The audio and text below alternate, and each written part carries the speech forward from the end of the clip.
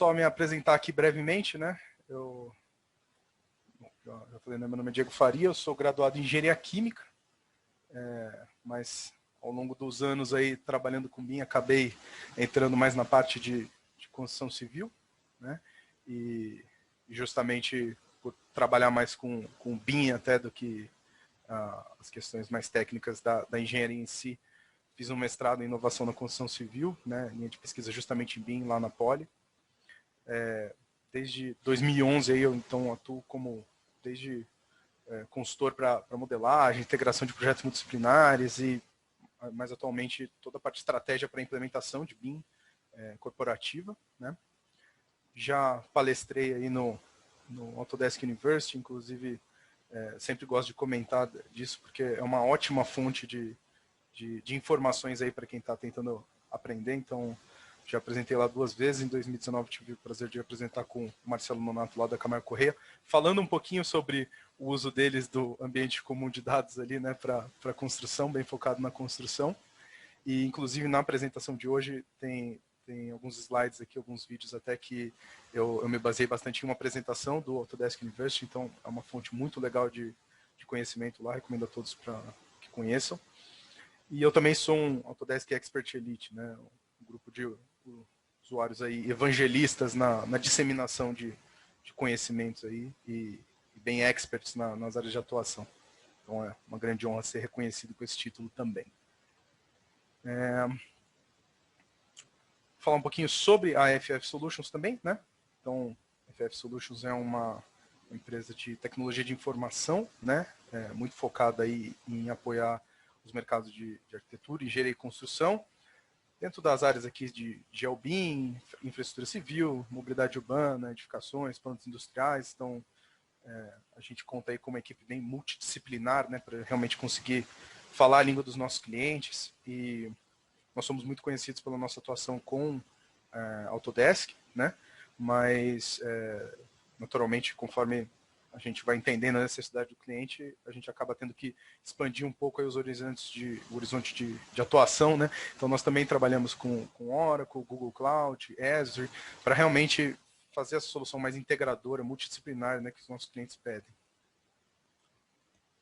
Um pouquinho das nossas conquistas aí, então já estamos há 26 anos no mercado de tecnologia, já capacitamos mais de 5 mil profissionais, mais de 25 mil horas de consultoria, mais de 1.400 clientes, temos o trademark aí do GeoBIM, né?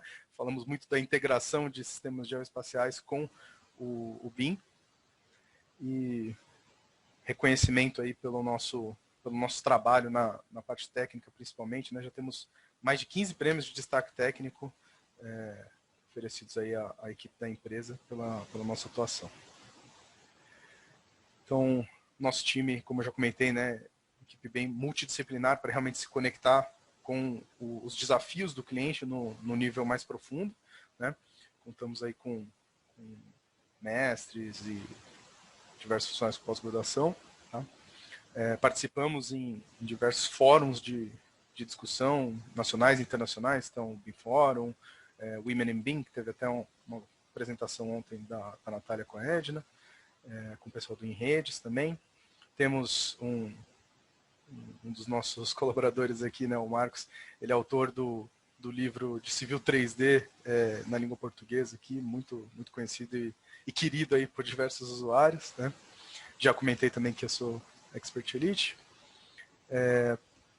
E estamos centrados aqui em São Paulo, né, mas atuamos aí com todo o Brasil, cada vez mais nos expandindo aí para outras regiões. Naturalmente, as questões de virtualização com a pandemia, né, contribuem bastante também para essa quebra de fronteiras, mas mesmo antes disso nós já atuávamos aí em outros estados e temos abrangência nacional.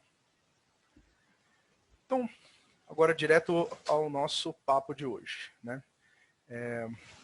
Vou falar, então, o ambiente comum de dados, mas para falar do ambiente comum de dados, eu entendo que é importante que a gente dê um passo atrás e fale um pouco da ISO 19650, né, que é a ISO que rege, né, todas essas características do ambiente comum de dados que eu vou falar aqui com vocês hoje.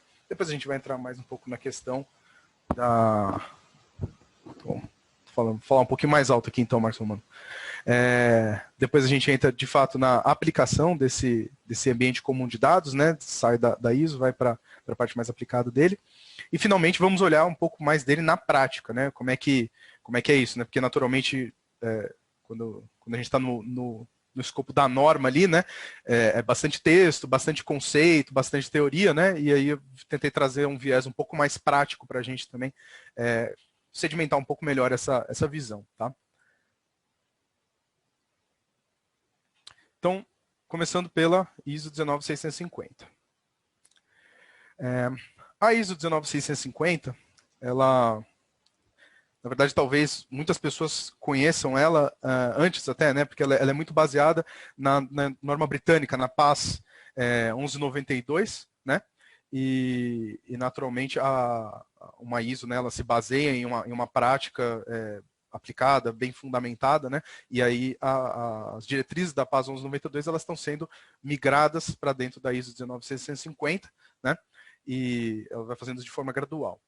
E dentro do escopo organizacional, né? Essa imagem aqui é da própria ISO, então acho que fica um pouco mais fácil de entender onde ela se insere, né? Então a gente tem a gestão organizacional, que a gente estaria falando, por exemplo, de uma ISO 9001, né? Abaixo disso, a gente tem o nível de gestão de ativos e projetos, né? Que seria uma ISO 55.000 ou 21.500.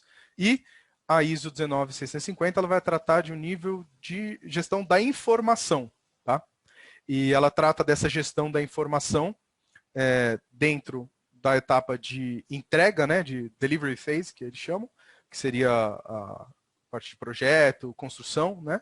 E isso se conecta com a parte de operação, né? Então, essas siglas aqui, né? A gente vai até explorar um pouco mais o PIM e o AIM, né? Mas a ISO ela vai tratar desse ecossistema aqui no meio. Ela é dividida em 5 partes, tá? Então, botei aqui um resuminho de uma linha, né, do que é cada uma delas. Então, a primeira parte, ela trata do gerenciamento da informação de forma eficiente ao longo do ciclo de vida do empreendimento. A parte 2 vai tratar do gerenciamento da informação durante a fase de entrega, aquela delivery phase, né, que eu tinha acabado de falar. A parte 3, do gerenciamento dessa informação na fase de operação, então, a próxima fase ali, né, os outros 3/4. A parte 4 vai tratar da efetiva troca de informação entre as partes, né? Ou melhor, já trata, né? Já foi lançada. E a parte 5, ela vem com a questão de segurança, né? Então, a adoção de uma abordagem voltada à segurança para o gerenciamento das informações. Então, esse é o overview aqui da ISO, né? Também é importante dizer que, da mesma forma, né? Essas aqui são as mesmas partes que eu estava falando aqui em cima, né? Parte 1 a 5. Mas, como a ISO é uma diretriz internacional, né? Ela, assim como outras ISO, né? Ela tem anexos regionais, né? Então, um pouco da minha apresentação aqui também vai tratar do Guidance C, que é um anexo lá para o Reino Unido, né? De como essas diretrizes gerais da ISO são implementadas para as necessidades do Reino Unido, né? E a gente tem aqui, através do BIM Forum Brasil, até o próximo slide aqui, né? A gente tem uma iniciativa aqui do BIM Forum Brasil de localizar a ISO aqui também para o Brasil. Então, a ideia é que nós tenhamos os nossos próprios anexos aqui, aderentes às nossas diretrizes locais, tá? Então, esse aqui é um overview dos países que fazem parte da ISO, né? Então, além do secretariado que está na Noruega, temos outros 31 países, incluindo o Brasil, né? E 14 membros observing, que eles chamam, né? Que basicamente estão só acompanhando o desenvolvimento sem participar tão ativamente. Então, esse é o nosso contexto geral, né? A ISO. E o ambiente comum de dados, ele se insere onde dentro desse contexto geral? Ele vai ser muito tratado nas partes 1 e 2 da ISO, né? Em especial na parte 1, nos capítulos, né, de Information Container Based Collaborative Working, e o 12, que é o Common Data Environment Solution and Workflow. Então, esses daqui são os conceitos iniciais, né, do que rege esse trabalho colaborativo e esse ambiente comum de dados, tá? E na parte 2, ele vai entrar num viés mais específico voltado à entrega das informações, tá? Então, estabelecimento aqui do do ambiente comum de dados do projeto, né, o processo de gerenciamento de informação, para a produção de informação e para os modelos de entrega. Tá? Então, esses são os capítulos principais aqui que vão estar relacionados com o ambiente comum de dados e dos quais praticamente a apresentação inteira se baseia. Então, vamos lá, né? O que seria a definição desse ambiente comum de dados, então? Peguei aqui uma definição mais geral e destaquei alguns pontos aqui que eu entendo que sejam os mais importantes para a gente começar a ter mais clareza nesse entendimento, tá? Então, a primeira coisa é que o ambiente comum de dados ele é mais um fluxo de trabalho, né, do que uma ferramenta em si. Então, ele é um fluxo de trabalho para controlar uma fonte única de informação de um determinado ativo ou projeto. Tá? Então, a gente está falando de como a informação ela transita. Tá? Ele é utilizado para gerenciar a coleta e a disseminação de todas as informações aprovadas relevantes do projeto ativo. E ela é utilizada em combinação com o sistema de armazenagem digital, aí sim a gente entra no âmbito de ferramenta, né? Mas observem que a ferramenta ela é secundária ao fluxo de trabalho que tem que ser estabelecido, né?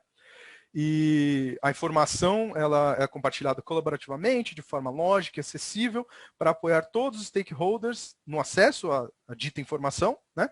No uso de convenções de nomenclatura, garantindo que se evite duplicidade nas informações, né, e que haja garantia de rastreabilidade. Né? Então, esses aqui são os pilares, né, onde se apoia o ambiente comum de dados. Também para a gente avançar aqui, é importante, se vocês forem explorar a ISO lá também, quando eu comecei a explorar isso, eu senti um pouco de dificuldade de entender onde cada coisa se encaixava, né? Então eu tentei trazer aqui como é que se encaixam, né, essas peças móveis aí que vão compor o CDE. Tá? Então a gente tem o que a ISO designa como information containers, né, que eles podem ser estruturados como modelos, banco de dados, né, ou não estruturados como documentos avulsos, vídeos, gravações.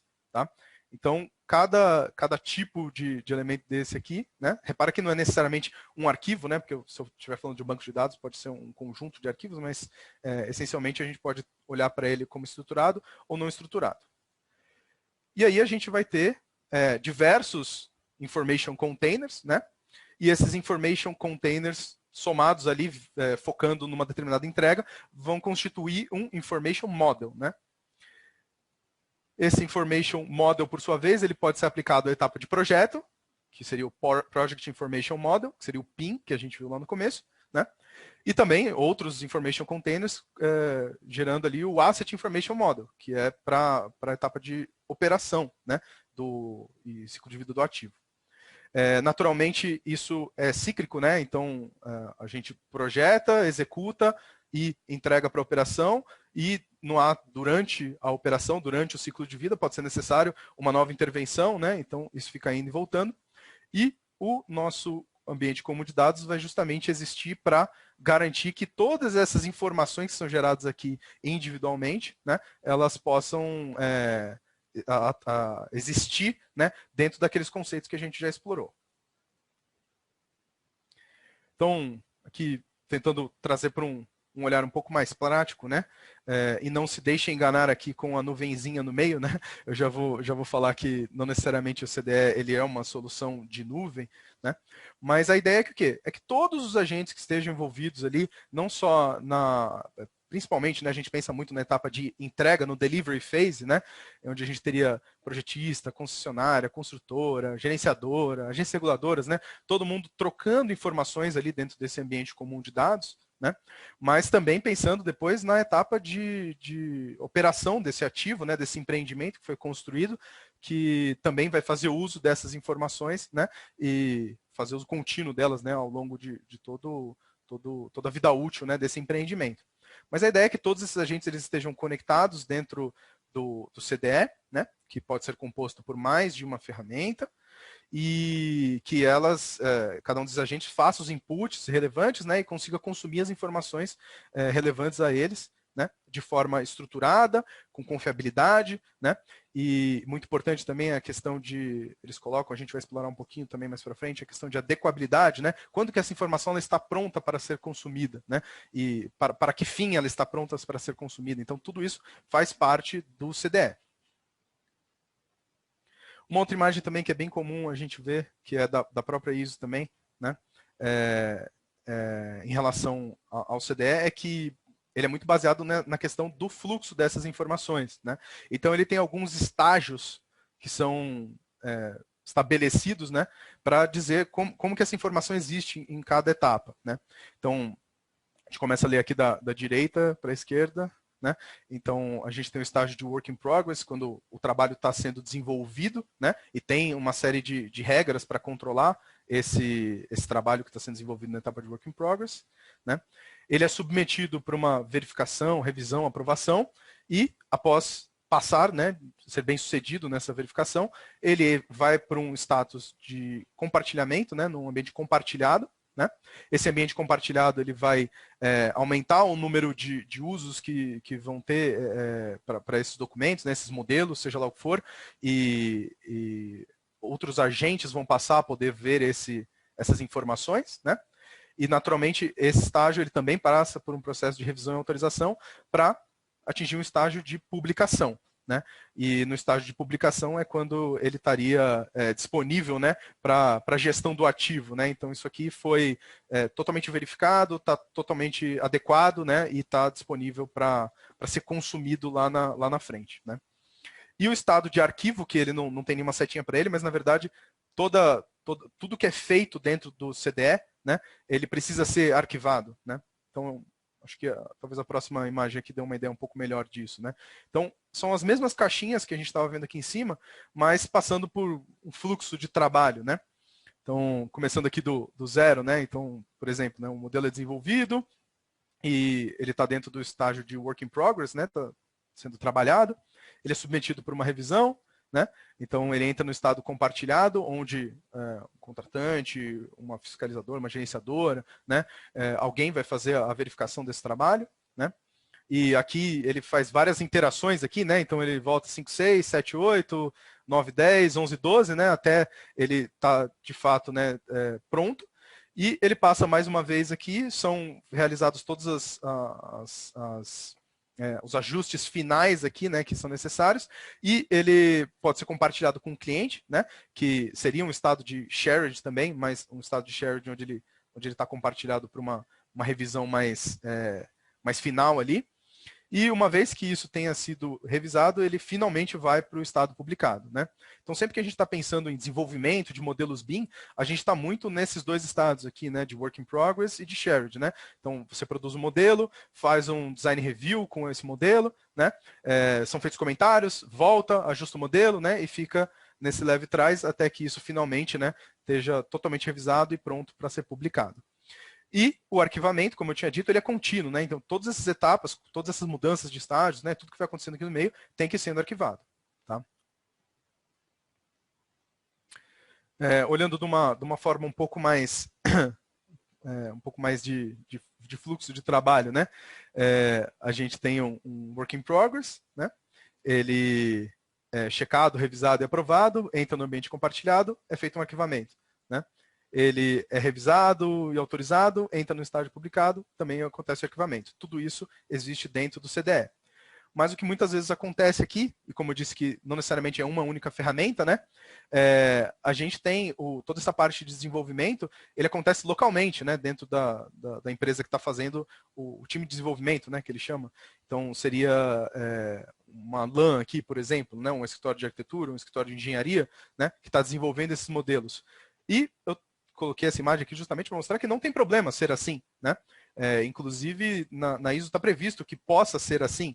Você não precisa ter toda a informação dentro de um único lugar, como eu já disse, né? Mas o importante é que exista um CDE e que a informação que tramita aqui nos ambientes locais, ela passe por todas as etapas formais do fluxo, né? E resida dentro do CDE também. Indo nessa linha também, essa imagem aqui pode parecer um pouco confusa a princípio, mas é basicamente o quê? São dois CDEs, né? Então são duas ferramentas de CDE sendo utilizadas para o mesmo projeto, né? Nessa solução aqui de cima, eu tenho todos esses metadados aqui do meu CDE, né? Então, o nome do container aqui, descrição, status, revisão, autor, etc. E eu tenho que garantir e estabelecer como é que vai ser esse fluxo, mesmo que ele seja manual, né? Mas como é que vai ser esse fluxo de metadados entre os meus CDEs, né? Então, eu preciso de um outro CDE aqui para uma outra finalidade, tudo bem. Eu mapeio exatamente onde que cada informação que está em um vai estar dentro do outro. Não necessariamente todas precisam estar com paridade 1 para 1, né? Existir dentro dos dois ambientes, até porque muitas vezes você precisa de uma segunda ferramenta porque ela faz alguma coisa que a primeira não faz tão bem, né? Então, isso também é previsto dentro do fluxo, mas o importante é que cada um desses metadados esteja mapeado para onde que ele vai, ou se ele não vai, ou se ele é novo e ele passa a existir a partir de um determinado momento. Tá? Então, alguns conceitos aqui que a gente acaba se equivocando quando a gente fala de CDE. Né? Então, ele está muito mais focado na questão de fluxo de trabalho, né, que devem ser desempenhados, desenvolvidos, né, e como eles devem ser desenvolvidos, e não em uma ferramenta específica. Então, já reforcei isso algumas vezes aqui durante a apresentação. Tá? Ele também não se limita a uma única ferramenta, né, para todo o empreendimento. Então, a gente pode lançar mão de mais de uma ferramenta, desde que, né, esses metadados esteja previsto como é que eles vão se conectar entre as duas. A ISO também estabelece que ele deve ser provido e gerenciado pelo contratante. Tá? Então, é responsabilidade do contratante o CDE, mas o contratante naturalmente tem a prerrogativa de assinalar uma subcontratada dele para realizar as atividades de prover e gerenciar o ambiente, mas a responsabilidade, a ISO coloca que é do contratante. E os times de entrega podem ter seus próprios CDE, né? Então, aquela imagem que eu mostrei, né, que poderia ser um ambiente local de desenvolvimento, mas atendendo também ao CDE estabelecido pela contratante. Então, são alguns pontos aqui principais que eu mesmo, quando estava começando a estudar mais o conceito aqui, eu imaginava que era diferente, né? E aí, me aprofundando mais na norma, acabei vendo que o foco aqui era outro. Então, vamos entrar agora na questão mais prática, né? Vamos concretizar um pouco esses conceitos finalmente, porque naturalmente é uma norma, né? É um pouco difícil de visualizar tudo isso. Mas eu peguei aqui como exemplo um CDE, né, como o BIM 360, tá? Então, muitos de vocês conhecem o BIM 360, agora muitos clientes até têm o Autodesk Docs, né, dentro da EC Collection. Então, aqui a carinha é do BIM 360, mas o Autodesk Docs ele consegue desempenhar as mesmas funções, né? E a primeira delas é a questão de estruturação de pastas.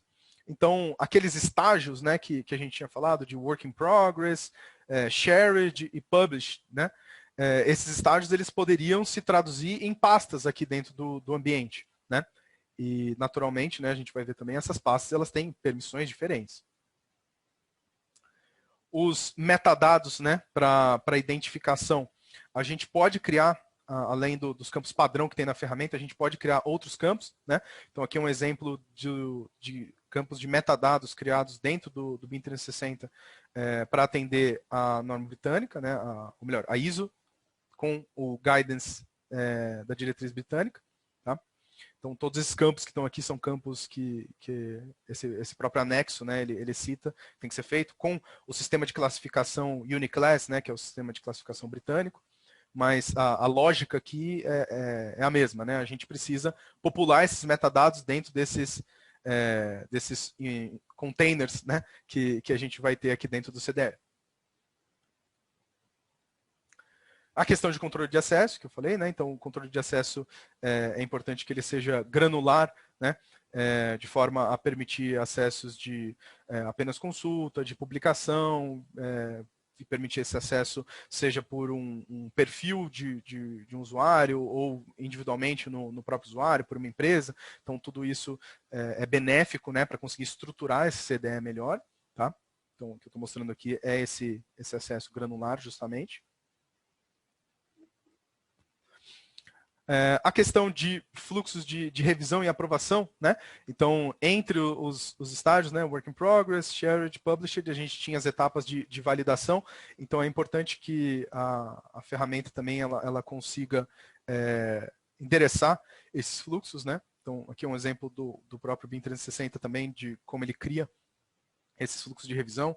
Então, você pode assinalar quem são os agentes que vão fazer a revisão, quanto tempo eles têm para fazer, quais são os status, né, que podem existir após essa essa revisão. E também é importante que os containers, né, de informação, quando ele termina um fluxo de revisão e ele é bem sucedido, você tem a opção de mudar ele de pasta, né? Então isso aqui é bem relevante, porque se eu estava num work in progress e aprovei, ele pode ir para um shared, né? Então é um fluxo interno da projetista para liberar para o cliente ou para uma fiscalizadora, né?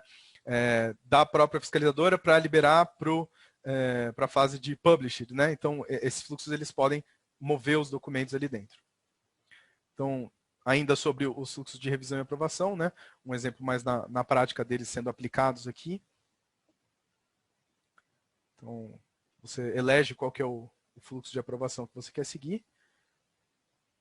Você consegue ver, né, todos os fluxos que estão iniciados, né, de aprovação. Também um detalhe importante que está para ver aqui na direita, né, toda atividade que acontece nesse processo de aprovação, e isso sim é uma diretriz básica, né, para o CDE, é que todo o histórico dessas informações, quem aprovou, quando aprovou, todo o histórico seja mantido, né, e seja possível consultar ele dentro da plataforma, né. Então, sempre focado na questão da confiabilidade da informação que a gente está gerando, né? Então, aqui está mostrando todo o processo de aprovação e a aprovação final. Tá? Então, você pode deixar comentários no meio do caminho, tudo mais. E agora, para a aprovação final, é legal colocar aqui os tipos de saída, né? Passou bem rapidinho aqui, vou até voltar. Então, opa. Aqui. Então, esses estágios de saída aqui, né, eles também são diretrizes do anexo britânico, né, mas a gente pode configurar esses estágios. Então, eu não preciso ter apenas uma saída aprovado ou rejeitado, né? Não, eu posso dizer para qual estado ela está saindo de aprovação e qual que é a adequabilidade dessa informação que a gente está gerando. Na questão de adequabilidade também, né, a gente pode criar para a gente não ficar limitado apenas à questão de estruturação de diretórios, estruturação de pastas, né? A gente pode colocar outras camadas que acrescentem, né, um nível adicional de informação nos nossos containers, né?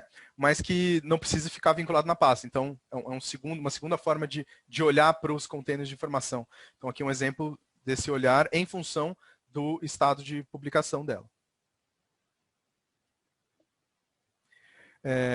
Além da revisão dos pacotes de entrega ali, né, a gente também tem a revisão individual dentro dos modelos e dos desenhos, né, das documentações.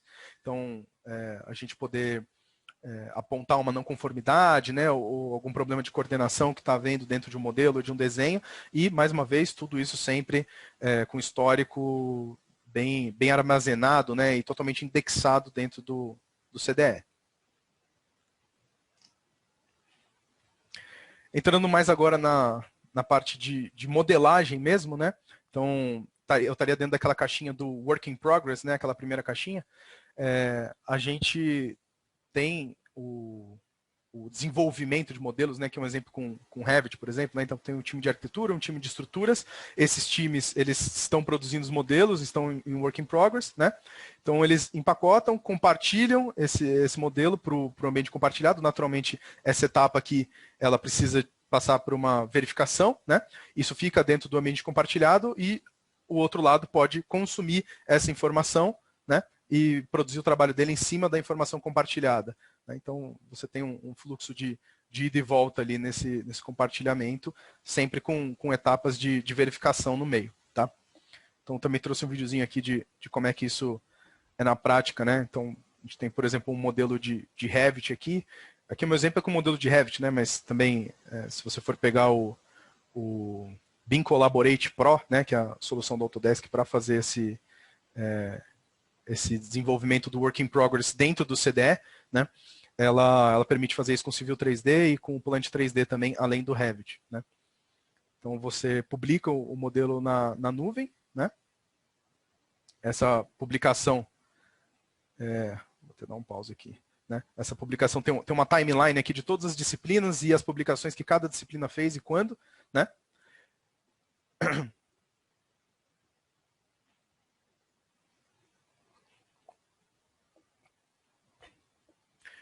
Quando você verifica uma publicação, você pode fazer uma comparação em relação à versão anterior, né, para de uma forma bem rápida validar o que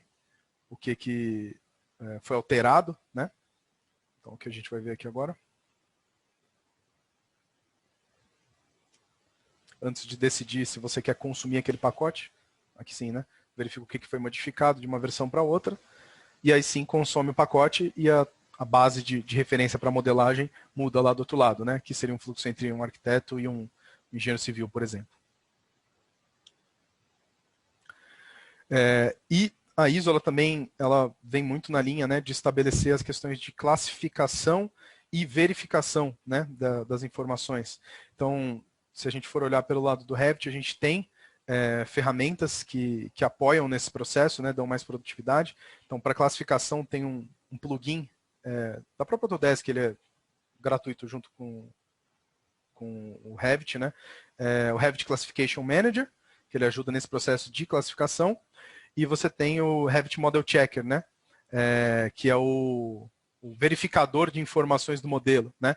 Então, aquelas etapas de verificação, elas não necessariamente precisam acontecer integralmente dentro do CDE, né? Mas elas precisam acontecer antes de passar pelo processo, né? Pode até ser que você submeta um modelo para verificação pelo CDE, mas essa verificação seja feita também externamente ao CDE e com base nessa verificação seja gerado um relatório e aí sim você dá avanço nele lá.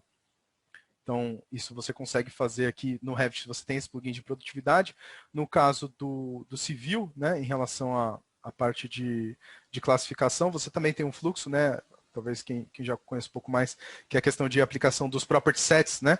Então você extrai sólidos, aplica property sets, aí sim você consegue aplicar as informações de classificação, né? E aí você desenvolve os outros usos baseados aí no avanço ali dos estágios, né, do modelo, tá? Então,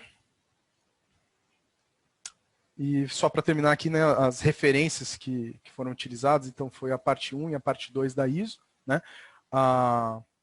Aquele anexo que eu comentei, né, da norma britânica, que é o Guidance Parte C, então recomendo bastante esse aqui, porque na ISO é no nível bem teórico, estrutural, né? O Guidance Parte C, ele tenta ir de uma forma mais aplicada, me trouxe mais clareza aqui na hora de aprender mais sobre o assunto, né? E aquela aula que eu comentei do Autodesk University, né? Que é de um dos autores da ISO, né? Da ISO 19650, mostrando a aplicação do BIM 360 Docs para esse ambiente comum de dados. Tá legal? Então, acho que, deixa eu ver aqui. Acho que estou no tempo aqui ainda. Deixa eu voltar aqui para o chat para a gente ver nossas perguntas.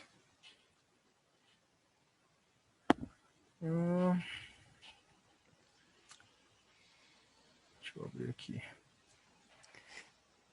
Legal, Diego. Obrigado aí pela apresentação. Eu separei aqui as perguntas, se você quiser que te ajude aí para fazer essas perguntas, eu separei algumas perguntas aqui, tá? Acho que vai conseguir te ajudar um pouco melhor. Vamos lá. Tá bom? A primeira pergunta que a gente recebeu aí foi qual a diferença entre CDE e GED? Tá.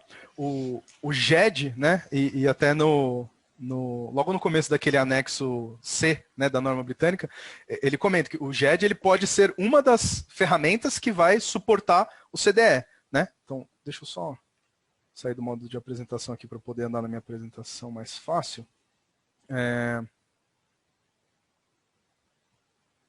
Aqui, né? Opa, aqui.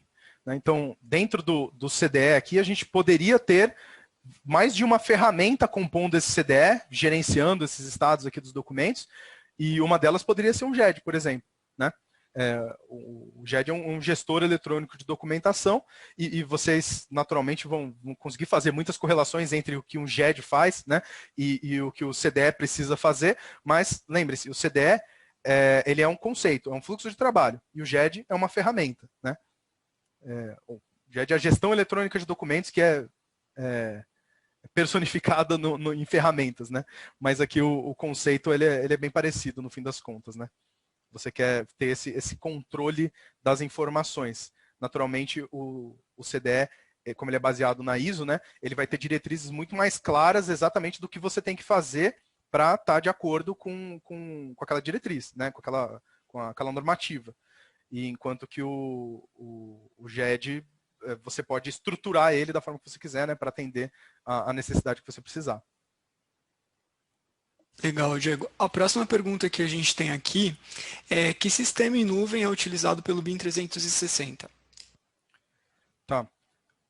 Não sei exatamente no que se refere sistema em nuvem, mas vou explicar só um pouquinho da arquitetura do BIM 360, né? Então, o BIM 360, assim como a nova plataforma, a Autodesk Construction Cloud, né? Ele é um sistema uma plataforma, digamos assim, né, totalmente em nuvem. Então você não instala nada no seu computador, né? Você pode fazer todo o acesso direto pelo navegador. E ela tem vários módulos, né? E dentro desses módulos, cada um deles vai desempenhar uma atividade.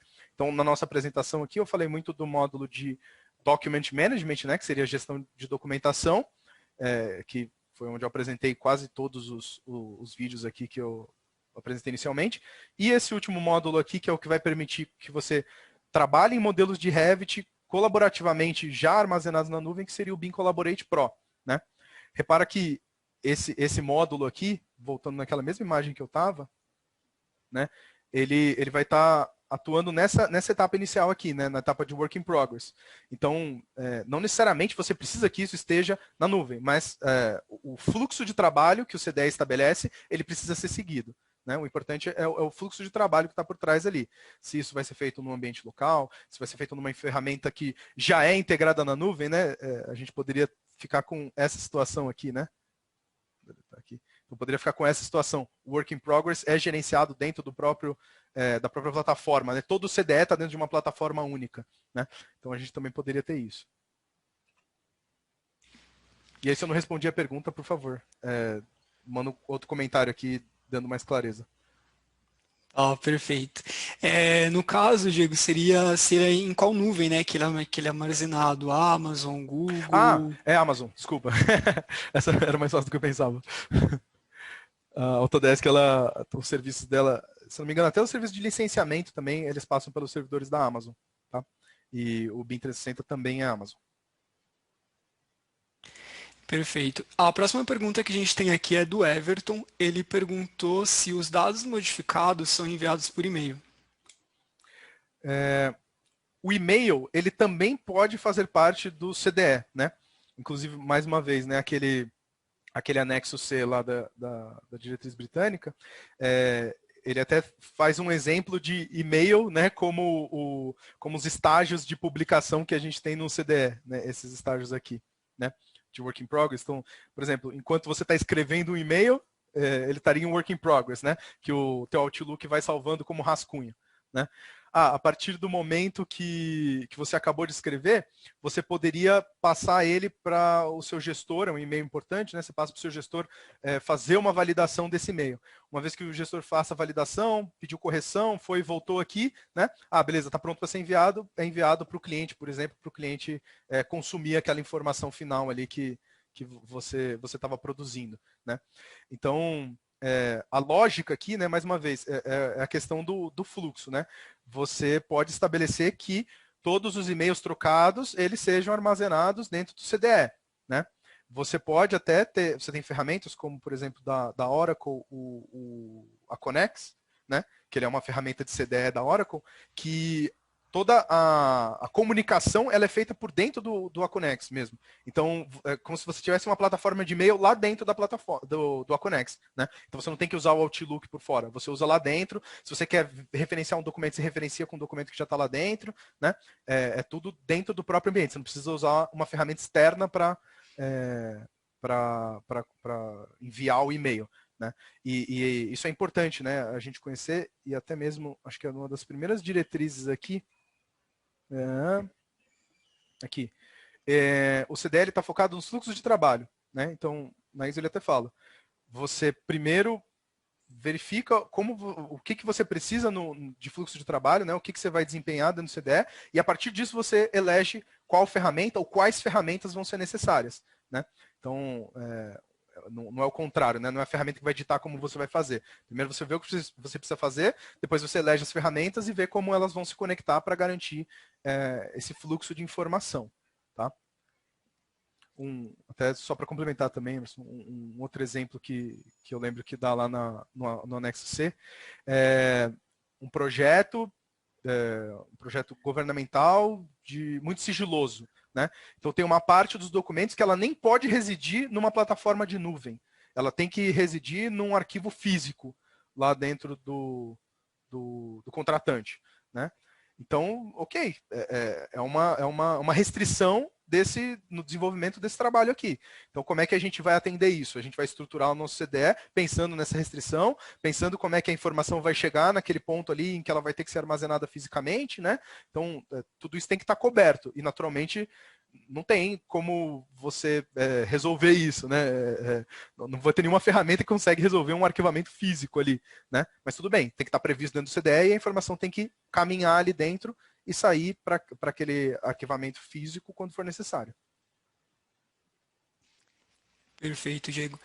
Chegaram algumas outras perguntas aqui no chat, tá? Pessoal perguntando sobre a gravação, tá? Tanto a gravação quanto o material desse webinar vai ficar disponível aí para vocês pelos próximos dias na nossa plataforma da FF University. Tá, então, até o final da semana, possivelmente começo da próxima semana, vocês devem receber a gravação e o material aí com acesso na nossa plataforma EAD. A gente teve mais uma pergunta aqui do Marcos Romano, né? O Marcos está sempre presente aí nas nossas apresentações. Ele colocou aqui no chat que as referências aí que você colocou no final da apresentação respondeu a pergunta, Diego. Mas só para a gente perguntar aqui, ele diz, né, a ISO 19650 dispõe sobre BIM em geral, certo? A ABNT está revendo algumas normas e criando outras? A ABNT ela está desenvolvendo, né, da mesma forma que, por exemplo, na diretriz britânica, né, eles fazem uso da Uniclass, né, do sistema de classificação Uniclass, a BNT-NBR ela está trabalhando muito na questão dessa parte de classificação da informação, né? Então, no final da minha apresentação aqui, eu falei bastante dessa questão de classificação da informação, né? E eu até vi uma outra pergunta aqui do Menegatti que tem a ver aqui. Então, Menegatti, isso aqui é o Autodesk Classification Manager, ele também tem um COBie Extension, eles são irmãos ali, você consegue, quando você pega o Autodesk Interoperability Tools, né, ele está contemplando os dois já. E aí a BNT está trabalhando muito nessa questão de classificação, né, definir esses códigos todos, né, como é que a gente estrutura isso a nível federal, né, e o que eu comentei é que existe uma iniciativa do BIM Forum Brasil de fazer esses anexos, né, da mesma forma que eu sempre citei aqui na apresentação, o anexo britânico, anexo C, anexo sei lá o quê, né, que são justamente esses caras aqui, né, esses guidances, né, que são os anexos específicos lá do Reino Unido, a gente ter essa climatização, né, da norma aqui para as nossas necessidades, apontando as diretrizes da NBR pertinentes para que seja feita essa classificação. Da mesma forma que na britânica ele fala, use o Uniclass, que é o nosso padrão, na brasileira vai ter, use a ABNT, NBR 15965, né, e aí vai. Legal, nós temos mais duas perguntas aqui, Diego. Uma delas é perguntando se é possível acessar os arquivos através do Windows Explorer. Muitas soluções de nuvem, né, elas têm um recurso de Cloud Sync, né? Então, se eu abrir aqui, acho que não sei se vocês estão vendo, está dando para ver meu relógio aqui do Windows, ou Emerson, ou só está dando para ver o PPT? Tá dando sim. Beleza. Então, no OneDrive, né, tem aqui o sincronizador local, né? Então, esse sincronizador local tem aqui também o Google Drive, Dropbox, né? Então, se você pegar, por exemplo, o BIM 360 Docs, que era o meu exemplo aqui, ele tem um aplicativo do Autodesk que chama Autodesk Desktop Connector, né? E ele faz justamente essa sincronização local e virtual, né? local e, desculpa, nuvem, né? Virtual tudo é, né? Mas local e nuvem. Então, você consegue jogar arquivos ali para dentro dele, você acessa ele como se fosse o Windows Explorer mesmo, né? Abre pasta, tudo mais, e o que você joga ali dentro sincroniza com a nuvem, e vice-versa, né? Se foi feita uma alteração na nuvem, ele sincroniza o local de novo. Legal, Diego. A última pergunta que nós temos aqui é como que você vê a aceitação do uso de CDE no mercado nacional? Bom, eu acho que, como até a primeira pergunta, né? Qual é a diferença do GED e do CDE, né? Eu entendo que a questão do GED, ela já é um pouco mais resolvida aqui, né? Muitas empresas têm o seu próprio GED, entendem a importância disso. O CDE ele vai um passo além, né? Ele vai tratar não só, o GED ele vai estar muito focado nas questões de armazenamento, né, de histórico, de travar o documento para não mudar mais, né? Não que isso não seja importante, isso é importante e também é previsto no CDE, mas o CDE ele vai além, ele vai querer garantir um fluxo mais colaborativo de trabalho, né? Então, eu diria que assim, a gente tem tudo para passar a adotar isso de uma forma mais abrangente aí no mercado, né? Esse movimento que eu comentei da Autodesk para todos os clientes que têm a EC Collection disponibilizar o Autodesk Docs é um passo muito bom nesse sentido, porque muitos clientes nossos já têm, né, a solução, então agora não precisa nem adquirir nada mais, né? É só, de fato, implementar ela nas empresas ali. E se a gente está falando de uma empresa que não tem nem um GED bem estruturado, poxa, é um ganho muito grande, né? Você pegar uma ferramenta como essa, que já vai alguns passos além ali, né? E conseguir implementar isso e gerir melhor, né, essa informação toda. E a gente sempre fala, né, que a gente também está entrando agora já entrou, eu acho, né, na era da informação. Então, isso aqui é muito voltado para essa questão. Não adianta nada a gente produzir terabytes e terabytes de informação, né, modelos super ricos de informação, se a gente não tem o controle dessa informação que a gente está gerando. Então, eu entendo que cada vez mais mais até do que algum tipo de diretriz federal para ter uma adoção disso, vai ser, as próprias empresas vão sentir necessidade de gerir melhor essas informações que elas estão produzindo e compartilhando, né? E a gente tem ferramentas para apoiar nesse processo de uma forma mais facilitada hoje em dia também, né? Então eu entendo que a gente está num momento bom para expandir esse uso.